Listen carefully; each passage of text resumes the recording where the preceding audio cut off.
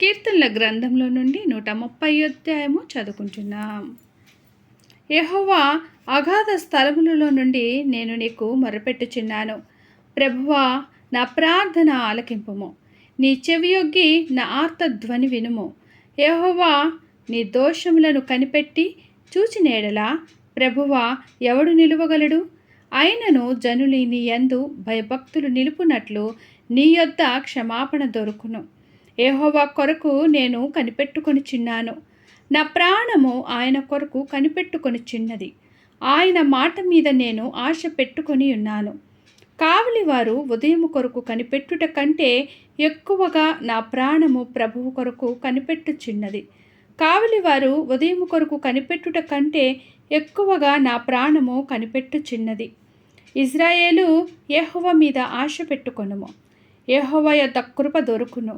ఆయన యొద్ద సంపూర్ణ విమోచన దొరుకును. ఇజ్రాయేలీల దోషములన్నిటి నుండి ఆయన వారిని విమోచించును. దేవుడి చిన్ని వాక్యమును దీవించునుగాక. ఆమేన్. కీర్తనల గ్రంథంలో నుండి 131వ అధ్యాయం చదువుకుంటున్నాం. యెహోవా, నా హృదయము అహంకారము గలది కాదు, నా కన్నుల మీదు చూచినవి కావు. నాకు అందని వాటి అందైనను గొప్ప వాటి అందైనను నేను అభ్యాసము చేసుకునుటలేదు. నేను నా ప్రాణమును నిర్మలపరచుకొని ఉన్నాను, సముదాయించుకొని ఉన్నాను. చనుపాలు విడిచిన పిల్ల తన తల్లి యొద్దనున్నట్లు, చనుపాలు విడిచిన పిల్లయున్నట్లు నా ప్రాణము నా యొద్దనున్నది. ఇజ్రాయేలు, ఇది మొదలుకొని నిత్యము యెహోవా మీదనే ఆశ పెట్టుకొనుము. దేవుడి చిన్ని వాక్యమును దీవించునుగాక. ఆమేన్. కీర్తనల గ్రంథంలో నుండి 132వ అధ్యాయం చదువుకుంటున్నాం. యెహోవా, దావీదునకు కలిగిన బాధలన్నిటినీ అతని పక్షమున జ్ఞాపకము చేసుకొనుము. అతడు యెహోవాతో ప్రమాణపూర్వకముగా మాట ఇచ్చి యాకోబు యొక్క బలిష్ఠునికి మ్రొక్కుబడి చేసెను. ఎట్లనగా, యెహోవాకు నేనొక స్థలము చూచు వరకు, యాకోబు యొక్క బలిష్ఠునికి ఒక నివాస స్థలము నేను చూచు వరకు, నా వాసస్థానమైన గుడారములో నేను ప్రవేశింపను. నేను పరుండు మంచము మీద కెక్కను. నా కన్నులకు నిద్ర రానియను. నా కన్ను రెప్పలకు కునికిపాటు రానియనెను. అది ఎఫ్రాతాలో నున్నదని మేము వింటిమి. యాయారు పొలములలో అది దొరికెను. ఆయన నివాస స్థలములకు పోదుము రండి. ఆయన పాదపీఠము ఎదుట సాగిలపడదుము రండి.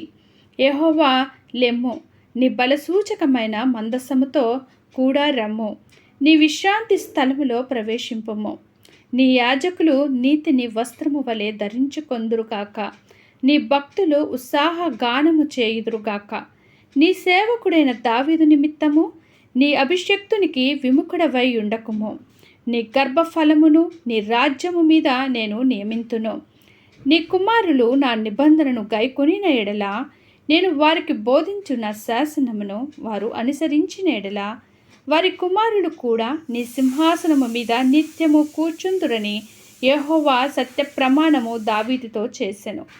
ఆయన మాట తప్పనివాడు. యెహోవా సియోనును ఏర్పరచుకొని ఉన్నాడు. తనకు నివాస స్థలముగా దానిని కోరుకొని ఉన్నాడు. ఇది నేను కోరిన స్థానము. ఇది నిత్యము నాకు మిశ్రమ స్నానముగా నుండును. ఇక్కడనే నేను నివసించదను. దాని ఆహారమును నేను నిండారులుగా దీవించదను. దానిలోని బీదలను ఆహారముతో తృప్తిపరచెదను. దాని యాజకులకు రక్షణను వస్త్రముగా ధరింపజేసెదను. దానిలోని భక్తులు బిగ్గరగా ఆనందగానము చేసెదరు. అక్కడ దావీదునకు కొమ్ము మొలువజేసెదను. నా అభిషక్తుని కొరకు నేనచ్చట ఒక దీపము సిద్ధపరిచి ఉన్నాను. అతని శత్రువులకు అవమానమును వస్త్రముగా ధరింపజేసెదను. అతని కిరీటము అతని మీదనేయుండి తేజరిల్లును అనెను. దేవుడి చిన్ని వాక్యమును దీవించునుగాక. ఆమేన్. కీర్తనల గ్రంథంలో నుండి 133వ అధ్యాయం చదువుకుంటున్నాం. సహోదరులు ఐక్యత కలిగి నివసించుట ఎంత మేలు, ఎంత మనోహరమో! అది తల మీద పోయబడి అహరోను గడ్డము మీదుగా కారి అతని అంగీల అంచు వరకు దిగజారిన పరిమళ తైలము వలె నుండును. సియోను కొండల మీదికి దిగివచ్చు హెర్మోను మంచు వలె నుండును. ఆశీర్వాదమును శాశ్వత జీవమును అచ్చట నుండవలెనని యెహోవా సెలవిచ్చిచున్నాడు. దేవుడి చిన్ని వాక్యమును దీవించునుగాక. ఆమేన్. కీర్తనల గ్రంథంలో నుండి 134వ అధ్యాయం చదువుకుంటున్నాం. యెహోవా సేవకులారా, యెహోవా మందిరములో రాత్రి నిలుచుండు వారలారా, మీరందరూ యెహోవాను సన్నుతించుడి. పరిశుద్ధ స్థలము వైపు మీ చేతులెత్తి యెహోవాను సన్నుతించుడి. భూమి ఆకాశములను సృజించిన యెహోవా సియోనులో నుండి నిన్ను ఆశీర్వదించునుగాక. ఆమేన్. దేవుడి చిన్ని వాక్యమును దీవించునుగాక. ఆమేన్. బైబిల్లో నుండి ఇలాంటి వాక్యాలు చదివి వినిపించాలనుకుంటే కింద కామెంట్స్ రూపంలో తెలియచేయండి. ఈ బైబిల్ రీడింగ్ అనేది మీకు నచ్చినట్లయితే ప్లీజ్ లైక్ చేయండి, షేర్ చేయండి, సబ్స్క్రైబ్ చేయండి. దేవుడు మనందరికీ తోడైండునుగాక. ఆమేన్.